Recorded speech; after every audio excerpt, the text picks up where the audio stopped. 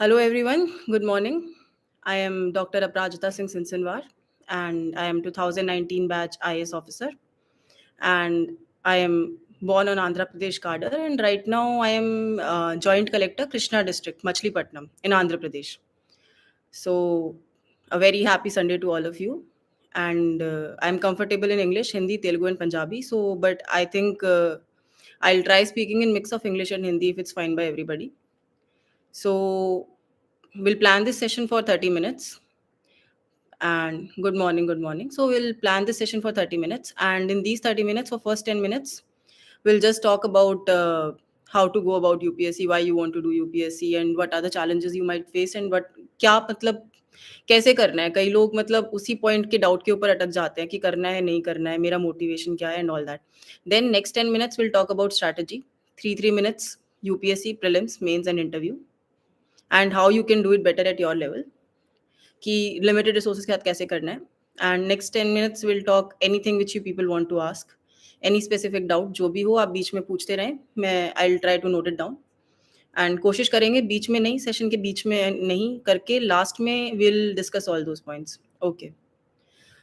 So first things first, I have been given a list. First of all, I would like to say sorry to UPSC Time India. It has been some 6-7 months. We have been trying to do this session, but वो हमेशा miss हो जाता है. So points of reference are UPSC की journey के बारे में, prelims. हाँ, okay.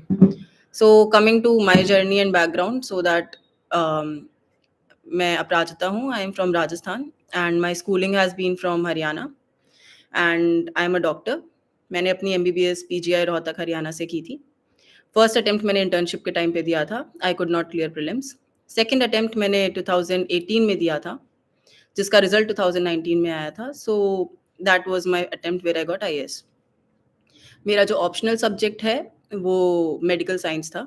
एंड प्रीलिम्स का score mine was 108.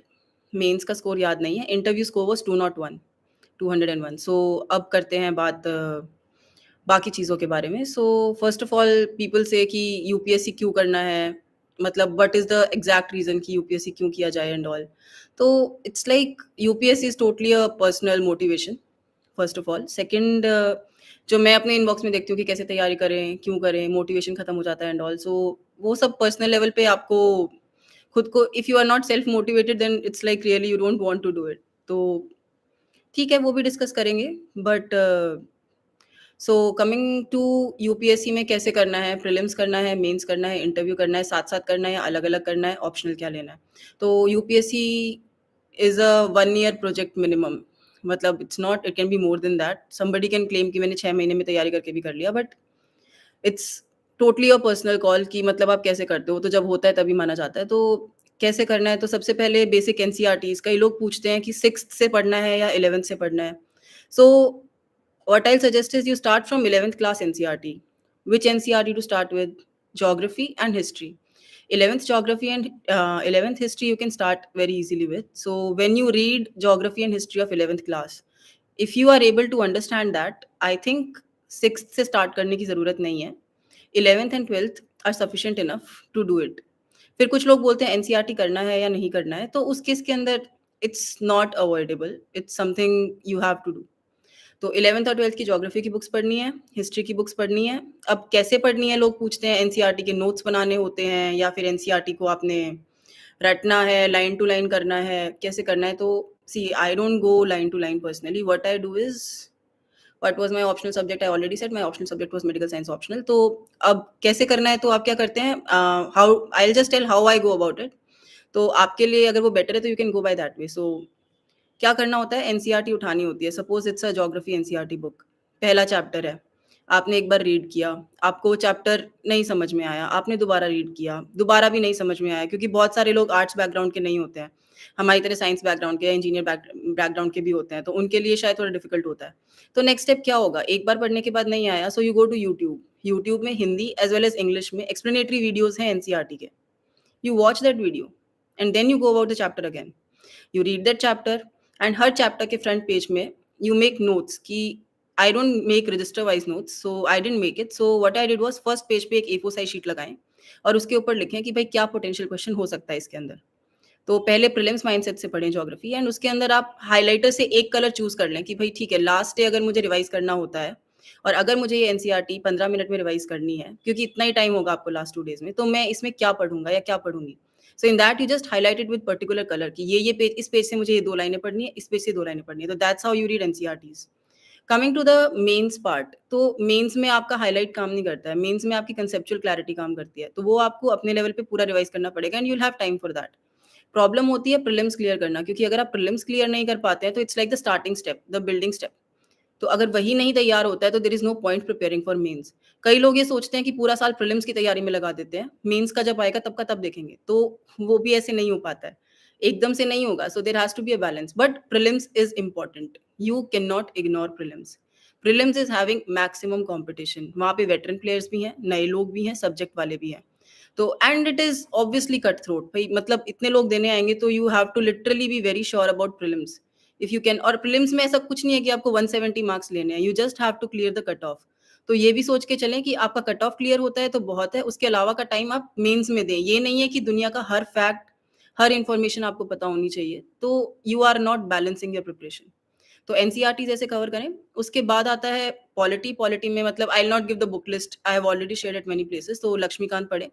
It's about how you prepare. तो स्टार्टिंग मुझे लगता है कि प्रीलिम से 2 महीने पहले you leave everything, you go for totally prelims preparation, point number 1. Second, last 20 years question papers you cannot ignore.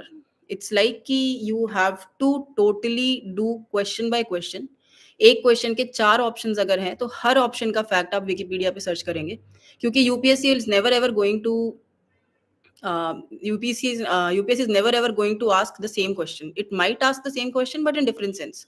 तो प्रीवियस ईयर करने का क्या फायदा है? अब मतलब मान लो बुद्धिज्म के सेक्ट्स हैं और उन सेक्ट्स के बारे में 2008 में यूपीएससी ने कुछ पूछा था, तो अब वो यू का यू क्वेश्चन उठ के नहीं आएगा। उसमें से 4 सेक्ट्स ऑप्शन होंगी, किसी एक सेक्ट को स्पेसिफिक कोई क्वेश्चन होगा और वो क्वेश्चन उठ के अब 2024 के अंदर आ जाएगा।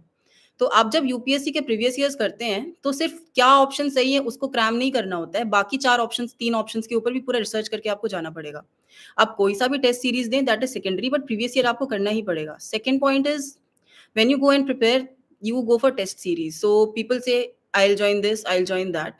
Whatever you join, make sure that you have given at least 30 tests, not sectional tests. Not कि भाई half syllabus subject wise. 30 complete tests you have to give. And that you have to give, ऐसे नहीं है कि आप leisure time पे आप घर पे बैठे बैठे दे रहे हैं. You have to sit on the table, spend 3 hours.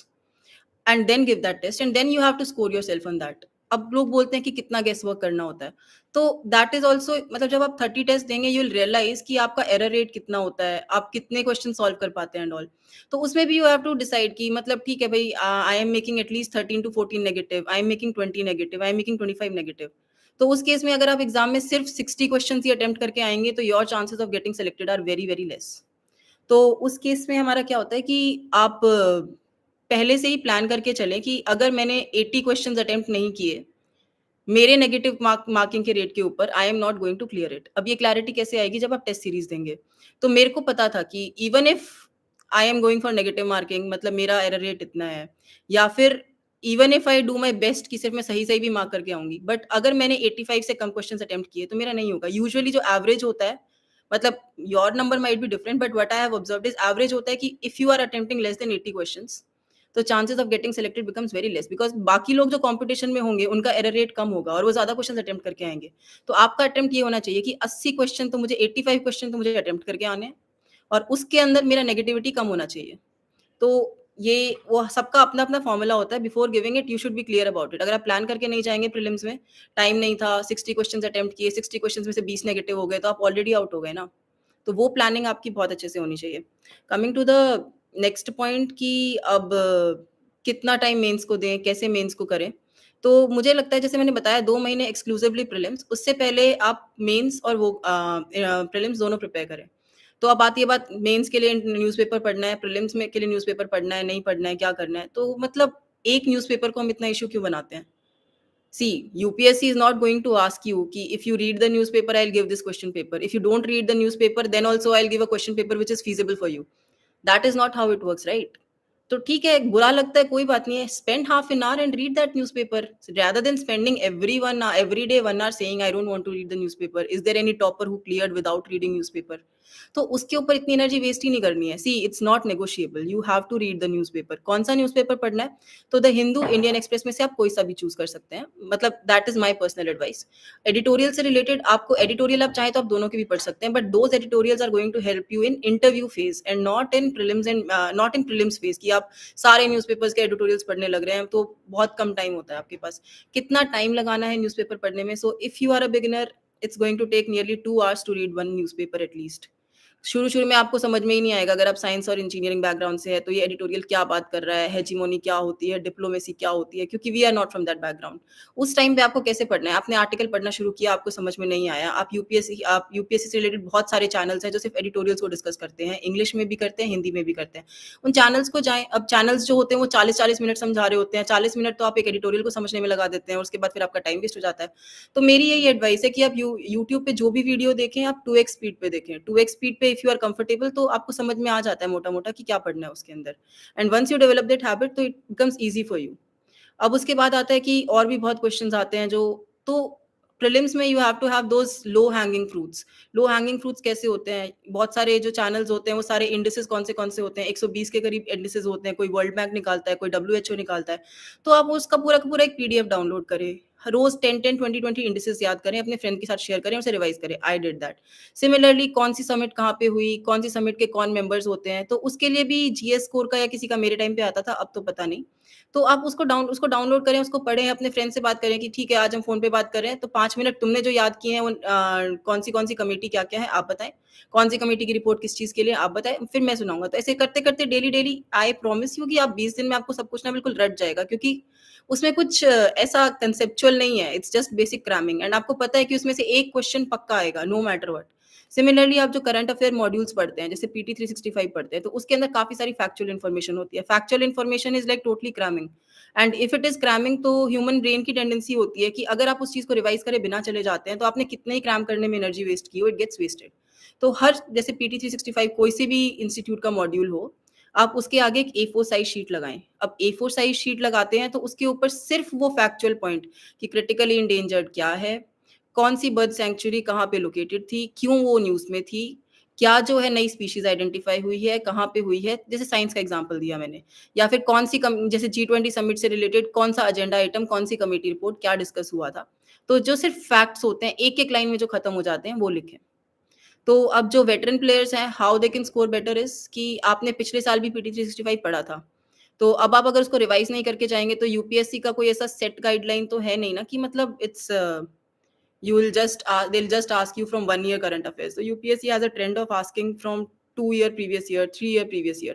तो आपके पास पिछले साल का ऑलरेडी पीटी 365 पड़ा हुआ है, तो उसका इंडेक्स फाड़ें, उसके इंडेक्स के अंदर जो पॉइंट्स हैं, उसके आगे एक-एक वर्ड लिख लें, क्योंकि आपने ऑलरेडी पढ़ रखा है एंड एग्ज़ाम से 1 दिन पहले you just revise that index and go, मतलब दैट्स व्हाट आई डिड।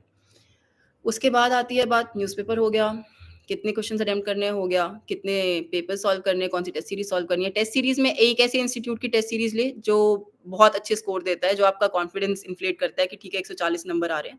और एक जिनका क्वेश्चन पेपर इतना टफ होता है कि आप 70 भी टच नहीं कर पाते हैं। तो 15-15 करके अगर आप सॉल्व करते हैं, तो इट्स वेल इनफ। तो अब अगली बात आती है, अम ठीक है, अब मेंस पे ही चलते हैं। आई think I have spent enough time on prelims.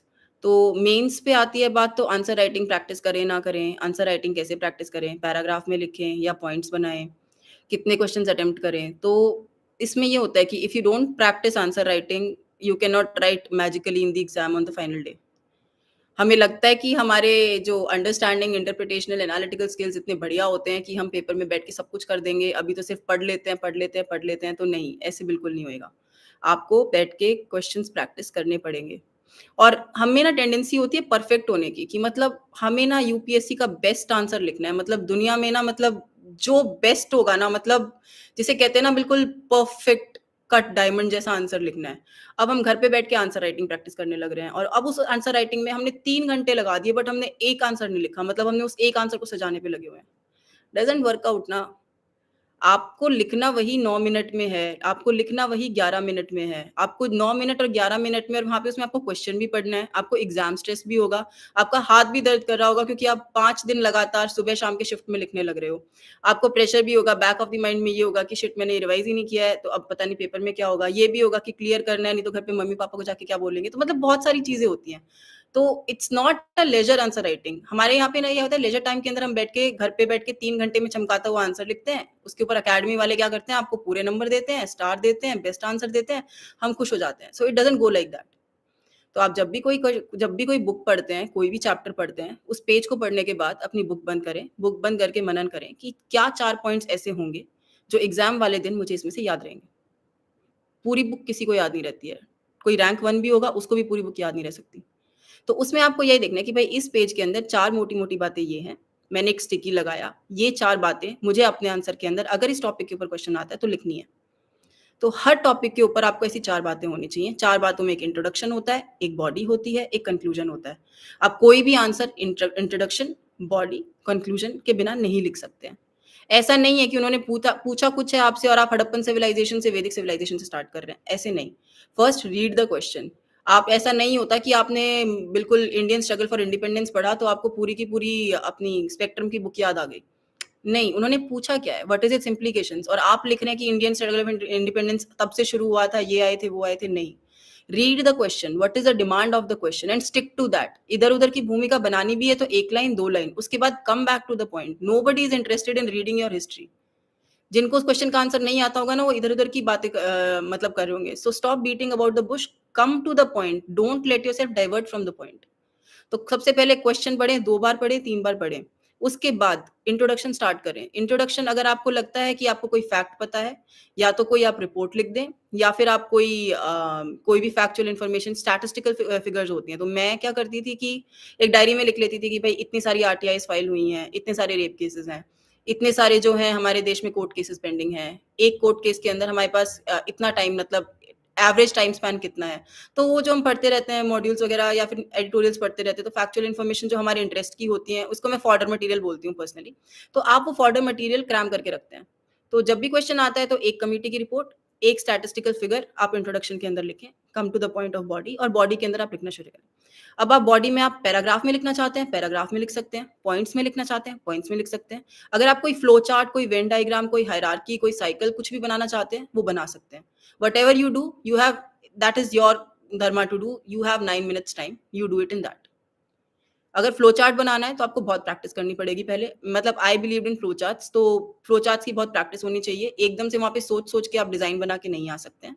तो आपका माइंड उसी डायरेक्शन में मूव करना चाहिए। कमिंग टू कंक्लूजन, तो कई क्वेश्चंस के अंदर कंक्लूजन लिखना होता है और कई क्वेश्चंस के अंदर वे फॉरवर्ड लिखना होता है। क्वेश्चन में एग्जामिनर पूछ रहा है what is your opinion about it, और आप कंक्लूड कर रहे हो कि मतलब ऐसे भी हो सकता है, ऐसे भी हो सकता है। वो नहीं होता है। If they are asking your opinion, you write pros, you write cons and you find out some middle path and then you write it in a way as if it is your opinion. You don't conclude that answer. You write way forward. तो आपको अच्छे से पता होना चाहिए कि conclusion लिखना है, वे फॉरवर्ड लिखना है। ओपन एंडेड आंसर्स नहीं छोड़ने हैं। ये नहीं है कि आपने 5 पॉइंट लिख दिया, 5th पॉइंट के बाद आपका आंसर खत्म हो गया। आपको कंक्लूडिंग पैराग्राफ लिखना पड़ेगा। तो और आपका पेपर जो है वो टाइम पे खत्म होना चाहिए। अब लोग पूछते हैं कि कैसे अटेम्प्ट करें, 1 टू 20 क्वेश्चंस पे जाएँ या क्या करें? तो मेरी स्ट्रैटेजी ये है कि एग्जामिनर जब भी क्वेश्चन पेपर खोलता है, तो पहले 3 आंसर्स तो बड़े इंटरेस्ट से पढ़ता है। तो वो 3 आंसर्स तो आपके परफेक्ट होने चाहिए। तो आप हमेशा पहले 3 आंसर्स एडवांस में अटेम्प्ट करें। उसके बाद जो है धीरे-धीरे इंटरेस्ट लूज़ हो जाता है। मान लीजिए कि आपको 4th आंसर नहीं आता है, बट आपको जो 9th आंसर है या 20th आंसर है वो बहुत अच्छे से आता है। तो आपको पता है 4th में आप दुनिया का बेस्ट आंसर भी लिख लेंगे, तो भी आपको 15 या 20 में से 20% मार्क्स मिलेंगे। तो आप उस क्वेश्चन को ना अटेम्प्ट करके उस क्वेश्चन को अटेम्प्ट करें जिसमें आपको बेटर मार्क्स मिलते हैं, क्योंकि पहले 3 आंसर्स में आपने अपना इंप्रेशन बना लिया है। और उसके बाद फिर आता है कि आपका टाइम इस तरह से डिवाइड होना चाहिए कि आप कोई भी क्वेश्चन अनअटेम्प्टेड ना छोड़ें। मान लें आपको एक क्वेश्चन के बारे में कुछ नहीं पता है इस दुनिया के अंदर, you don't know anything about it. So what you do is you write anything ABC related to it. Don't write something to irritate the examiner just for the sake of writing. Matlab he is asking about apple and you start writing about oranges. That's not how it works. You write anything related to apple, but you do write. आधा number तो मिलेगा, एक number तो मिलेगा, कुछ तो करें, but attempt those questions in last 5 minutes, last 10 minutes, ताकि आपके बाकी आंसर्स की आंसर क्वालिटी थोड़ी बेटर हो जाए। So that is there. Then underline the questions.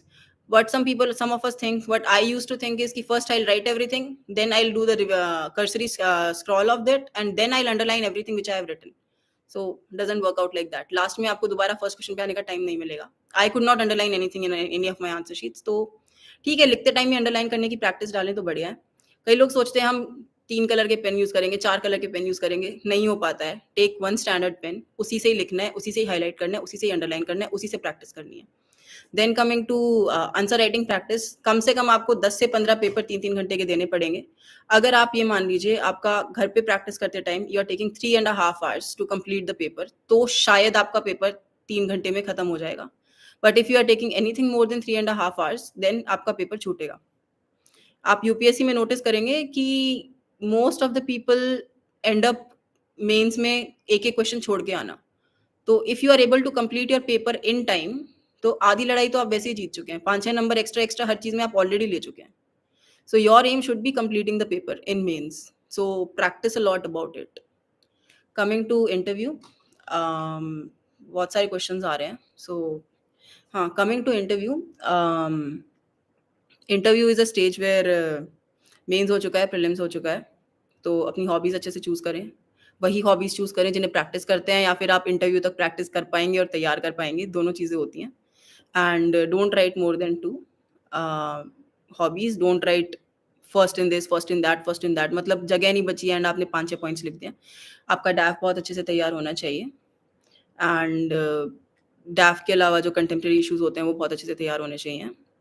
And what else, जब इंटरव्यू आएगा तब दोबारा सेशन कर लेंगे. I think mostly it's about prelims and mains. And rest is, I think, I'm not getting what else to say in this. So prelims, mains, interview. Coming to the motivation why I want to be IAS, so many of the people keep on asking कि madam motivation खत्म हो जाता है, या फिर do should I have plan B, should I give 7 years of my life to UPSC.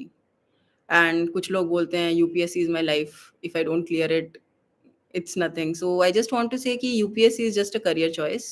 It's an important career choice. So it should be an informed career choice. कई लोग मतलब इस मोटिवेशन में चलते हैं कि भाई 30 साल हम कलेक्टर रहेंगे अपने करियर के अंदर, तो ऐसा नहीं होता है. It's administration and it is public administration.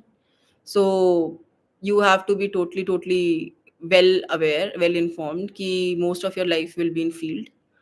And when you are in field,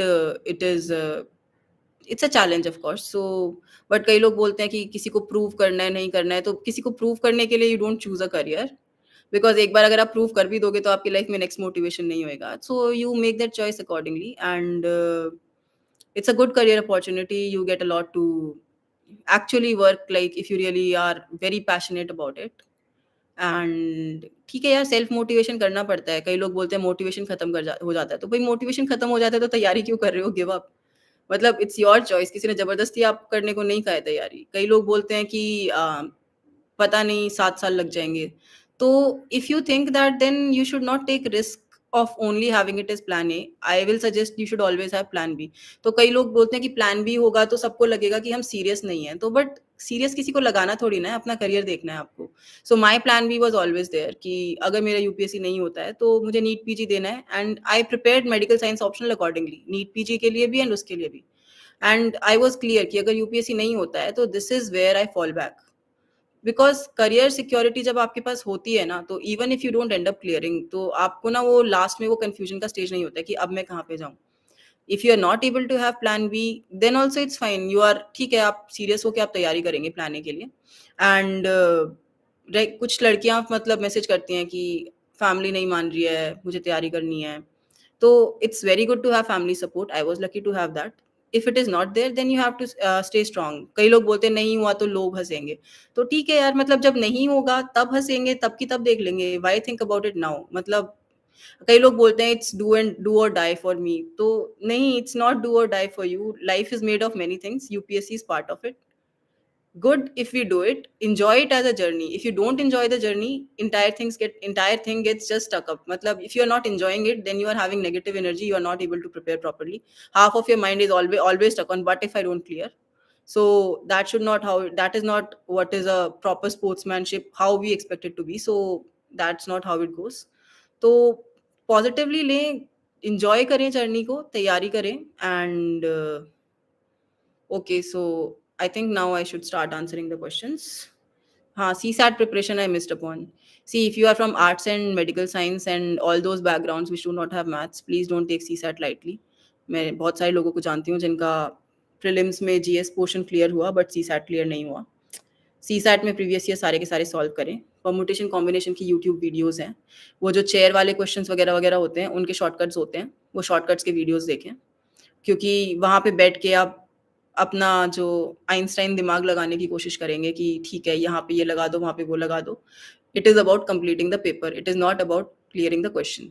तो स्टार्टिंग में होता है कि आप सोचते हैं कि मतलब भाई ये क्वेश्चन मुझसे क्यों नहीं निकल रहा है, ये तो इतना ईजी है, घर पे बैठ के तो मैंने निकाल दिया था, यहाँ पे तो मेरा कोई ऑप्शन वाला आंसर ही नहीं आ रहा है. और आप उसको ईगो पे लेके बैठ गए सीसैट के पेपर के अंदर कि नहीं भाई मुझे निकालना है ये तो don't waste your time, divide time on the questions and if you are able to do it fine और स्किप टू नेक्स्ट क्वेश्चन. कम से कम 1 महीने पहले आपको सीसैट की तैयारी करनी है. अच्छे से करनी है, मतलब तैयारी पहले से शुरू करनी है बट 1 महीने पहले मेक श्योर कि आप 10 पेपर सीसैट के सॉल्व कर रहे हैं, कॉम्प्रिहेंशन्स नहीं पढ़े जाते हैं. हिंदी मीडियम लोगों का इंग्लिश मीडियम मतलब जिनको इंग्लिश हिंदी आती है उनका एक बेनिफिट होता है. अगर आपको इंग्लिश का कॉम्प्रिहेंशन समझ में नहीं आता है तो उसके बगल में हिंदी का कॉम्प्रिहेंशन होता है. अगर आप हिंदी जल्दी पढ़ सकते हैं तो उसमें पढ़ के भी आप इंग्लिश वाले पे टिक कर सकते हैं. ऐसे ही मतलब कई लोग क्या करते हैं क्वेश्चन पेपर के ऊपर ही वो ट्रायंगल सर्कल के ऊपर सर्कल करने लग जाते हैं. तो अपने साइड वाले पे ना करें, दूसरे पे कर लें, पीछे वाली उसको यूज़ कर लें. Don't confuse yourself in the question and CSAT करना पड़ेगा यार, मतलब देयर इज़ नो एस्केप. आपको वीडियोज़ देखने पड़ेंगे, प्रीवियस ईयर करने पड़ेंगे. So now coming to the questions, I think I should shift to questions now. What to learn from test series? Feeling huge topics and contents in test series current affairs. Test series से क्या learn करना है? पहली चीज़ आप paper कैसे complete करते हैं, दूसरा आप रिप्रेजेंट कैसे करते हैं, तीसरा आप जो क्वेश्चंस आपको नहीं आते हैं आप उनको कैसे लिख पाते हैं. फोर्थ, टेस्ट सीरीज दोनों तरह के क्वेश्चंस पूछती हैं यूपीएससी की तरह. One is very specific question, that is कि बिल्कुल पिन पॉइंट क्वेश्चन कि अगर आपको आता है तो आप अटेम्प्ट कर सकते हैं, नहीं तो नहीं. और एक बहुत ब्रॉड क्वेश्चन होता है जो पूरा चैप्टर वाला होता है, तो जिसे गागर में सागर भरना टाइप्स होता है. तो you should know how to write both the questions. तो how well you try to make your answer go short or how well you try to elaborate a point which you don't know much about, उस test series में आप ये सीखते हैं. And feeling huge topics and contents in test series current affairs, I didn't get you, sorry. CSAT preparation I have already covered. Modern history economy polity option 50% इस बार attempt का सोचा है, but it's okay, give attempt. Many people think that I am not prepared and that's why I should not give this attempt or something like this. So ऐसे नहीं होना चाहिए. You are having 6 attempts at least. And when you sit in that exam environment, then only you know that pressure, then you only know कि okay, how to go about it. तो आपका अगर 50% भी preparation है, then do give prelims, do give that attempt. 100% preparation किसी का नहीं होता है. You have to know that you cannot complete everything under the sun. UPSC का एक सिलेबस होता है, उस सिलेबस को जरूर देखें. उस सिलेबस में मेंशन हर वर्ड को कवर करें, हाईलाइट करें कि इस वर्ड से रिलेटेड मेरे पास फैक्चुअल इन्फॉर्मेशन है, फॉर्डर मटेरियल है, प्रीवियस ईयर का सारा तैयार किया हुआ है. ये 3 चीजें हो गई, then move to next. You can not complete the syllabus, किसी का भी नहीं होएगा. अगर आप 6 अटेम्प्ट भी वेस्ट करेंगे तो भी आपका सिलेबस पूरा नहीं होएगा. So go for that attempt. Coming to how to start preparation as a beginner. As a beginner, as I already said, start with NCERT, start with history and geography NCERTs of class 11th, and start with newspaper reading. Interview preparation कैसे करें? Interview preparation is a totally different strategy. You prepare a DAF. Each word of DAF becomes one potential point of question. Her word के ऊपर आप 50-50 question तैयार करें, उनको prepare करें, शीशे के सामने बैठें, 1000 बार प्रैक्टिस करें. Why you want to be an IAS? इस क्वेश्चन का आंसर आपके पास होना चाहिए. And what else? न्यूज़पेपर के एडिटोरियल्स पढ़ें, अपने ओपिनियंस बनाएं, डिबेट करें, अपने फेलो कलीग्स के साथ बात करें. Then I am in graduation first year. What I do this time? You read newspaper and you live your college life. Enjoy your life, yaar. That is the best time to enjoy. Spelling mistakes in English language. So I want to clarify that UPSC does not check your grammar or English mistake broadly. तो अगर आप हर line के अंदर एक spelling mistake या grammar mistake नहीं कर रहे हैं and you are conveying the point well and it is understandable, it's not a big issue. But आपका जो ग्रामर और इंग्लिश है वो पॉइंट ऑफ इरिटेशन नहीं होना चाहिए कि भाई इस बंदे ने हर पॉइंट के ऊपर ही मतलब इसने कुछ ऐसी स्पेलिंग मिस्टेक्स कर रखी हैं जो नॉर्मल इंसान नहीं करेगा. More you right, more you correct your copies, your English language improves. How to improve writing skills in English language? By writing more and reading more. You read more books, you read novels. योजना पढ़ें, ऐसे के अंदर तो आपको चाहिए ही writing skills, तो उसमें अपनी सारी योजना लें, कुरुक्षेत्र लें, उनका जो इंट्रोडक्टरी वे फॉरवर्ड होता है, उसका हर पेज फाड़ें और बाकी सारी योजना साइड में रख दें। उस पेज के अंदर किसी बड़े फिलॉसफर की बढ़िया लाइन होगी, कोई बढ़िया फैक्ट होगा, उसको पढ़ें, उसको क्रैम करें या फिर उसका कोई एग्जाम्पल होगा। ऐसे ही आप सेकंड एआरसी के अंदर एक स्टार्टिंग पॉइंट होता है जिसमें बढ़िया-बढ़िया कोट्स होते हैं रिलेटेड टू गांधी, या पहले पैराग्राफ में कुछ पॉइंट्स होते हैं या फिर उसकी समरी पढ़ें। तो उससे आपको जो मटेरियल मिलता है, बचपन से लेके आप 10th में, 9th में, 8th में आप स्टोरी बुक्स पढ़ते आए हैं, एनसीईआरटी में कोई ना कोई मॉरल स्टोरी होगी, या आपको घर पे भी जैसे हमें बचपन से सुनाते आए हैं प्रेमचंद की कहानियाँ या कुछ भी, उसको कहीं पे भी आप एप्लाई कर सकते हैं। UPSC is just about applying कि आपने अपने लाइफ के लास्ट 25 सालों में जो कुछ भी पढ़ा है, आप उस 3 घंटे के अंदर उसे किस वे में उतार सकते हैं, दैट इज़ यूपीएससी। मतलब that helps somehow. Book list, NCRT book standard. I have already shared it on Quora. I think I should not waste everybody's time on that. You can always avail that. Ancient medieval art की sectional test में marks नहीं आ रहे हैं. कैसे facts याद रखें? Everything gets completely mixed up. So ancient medieval and in सब के बारे में एक ना चार्ट आता है मार्केट में। If you all are aware, I am ORN student, so old Rajendra Nagar में ना एक कॉन्स्टिट्यूशन का बड़ा सा चार्ट आता है और एक हिस्ट्री का बड़ा सा चार्ट आता है।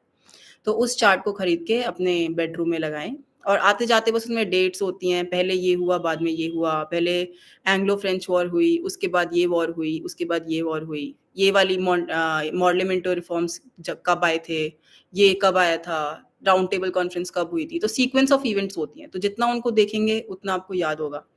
उसके अलावा यूट्यूब पे बहुत सारे वीडियोस हैं। एंड उसके बाद mnemonics are one of the best things. कुछ और नहीं है, जो ऑलरेडी बने हुए निमोनिक्स हैं, गुड फॉर यू। नहीं है, खुद बना लीजिए, अपनी वर्नाकुलर लैंग्वेजेस में बनाइए। जितना रिवाइज करेंगे उतना ही याद होगा, but don't waste so much time on cramming facts कि पता लगे एग्जाम में एंशिएंट मेडिवल और आर्ट से क्वेश्चन ही नहीं आया। हालांकि ऐसा कभी होगा नहीं, UPSC is fond of that, but अगर ऐसा कर रहे हैं आप कि आप बाकी चीजें रिवाइज नहीं कर रहे हैं, आप एक अपना स्टडी बडी बना सकते हैं कि ठीक है, मैंने ये क्रैम किया, तुम मुझसे सुन लो, तुमने ये क्रैम किया, मैं मुझसे सुन लेती हूँ। कोई भी नहीं है तो अपने घर में अपनी मम्मा को बोल सकते हैं। मैं भी अपने घर में यूँ ही करती थी, फ़ोन करके ठीक है फैक्चुअल इन्फॉर्मेशन सुनाए जा रहे हैं, 1 घंटे के लिए सुन लो, रोज़ सुन लीजिए। How to choose medium? How to choose medium is very personal choice कि अगर आपको लगता है कि आप हर वे में हिंदी में कंफर्टेबल हैं, तो आप हिंदी मीडियम चूज़ करें। अगर आपको लगता है कि आप इंग्लिश में कर सकते हैं या फिर आपको कोई इश्यू नहीं होगा, या आप जिस मीडियम में कंफर्टेबल एंड कॉन्फिडेंट फील करते हैं वो चूज़ करें। Can an average student crack UPSC? Yeah, sure. We all are average students. None of us is Einstein. Nobody is Einstein. Trust me. Anybody clearing UPSC is not Einstein. We all are just average students. Miss, can you tell me how to prepare prelims exam and CSAT? I have already told you. Which is best, offline coaching or online? Whatever works for you. If no coaching works for you, good enough. That is again a personal choice. अगर आपको लगता है offline coaching में बहुत time waste होता है, ORN में जाके रहना पड़ेगा, किराए का घर लेना पड़ेगा, इतने पैसे खर्च करने पड़ेंगे, आने जाने में ऑटो का खर्च होगा, ये सब होगा, तो फिर ठीक है ना, घर पे बैठ के तैयारी करें, that is also good enough. Internet is full of free material, there is no rocket science, no great thing being told in those buildings and coaching institutes, जो आप अपने घर पे बैठ के फ्री यूट्यूब वीडियोज पे या फ्री कंटेंट के अंदर नहीं देख सकते हैं। I am Hindi medium student, but I suddenly changed my medium to English. So how can I prepare UPSC exam in English medium? अब आपने मीडियम चेंज ही कर लिया है तो करते हैं शुरू, इंग्लिश के न्यूज़पेपर पढ़ना शुरू करते हैं। न्यूज़पेपर के जो ऊपर जो समझ में नहीं आता उन वर्ड को अपनी डायरी में लिखें। वो जो बहुत कॉमनली जैसे एडिटोरियल्स में तो बहुत वर्ड्स रिपीट होते हैं। स्टार्टिंग में एक वर्ड था हेगीमोनी, हेगीमोनी या हेजीमोनी जो भी होता है वो। मुझे उस वर्ड से बहुत इरिटेशन होती थी। भई जहाँ देखो वही वर्ड आ जाता था। तो ऐसे 10-12 वर्ड से मेरे को लगा पहले ना इनको मतलब लिखते हैं और इनको क्रैम करते हैं अच्छे से। नए-नए वर्ड्स थे, क्रैम किए। अब फिर I made it a point कि भई मैं इनको ना अपने आंसर्स में यूज़ करना शुरू करूँगी। So you just go on using that and that's how you go about it. Time लगेगा, आंसर राइटिंग प्रैक्टिस करें, इंग्लिश में बात करें, हो जाएगा। अब हो गया ये। आई think I have covered, let me scroll.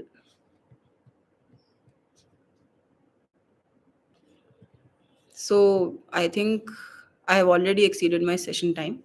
So if anybody has anything to ask me regarding anything, and if I have missed on something or you have missed on asking something or you can't ask on this platform, I'm always available, as you are aware. And environment, how to cover. So yeah, I missed on environment. So there's a book by Shankar IAS which is very detailed. If you want to go, you can go, or you can be selective about it. कोई भी PT 365 उठा लीजिए, उसमें आप कर सकते हैं. And उसके अलावा I think if you are from science background, it is good. If you are not, then go for Shankar IAS and PT 365 and revise it. International relations, या आपको इंडिया का मैप आंख बंद करके बनाना चाहिए. इंडियन सब कॉन्टिनेंट का map आपको आंख बंद करके बनाना आना चाहिए. वर्ल्ड मैप आपको आंख बंद करके बनाना आना चाहिए. हर क्वेश्चन के अंदर आप जितने मैप्स बनाएंगे, जितने डायग्राम्स बनाएंगे, it's a plus point for you. So do make it. Don't waste time in coloring it.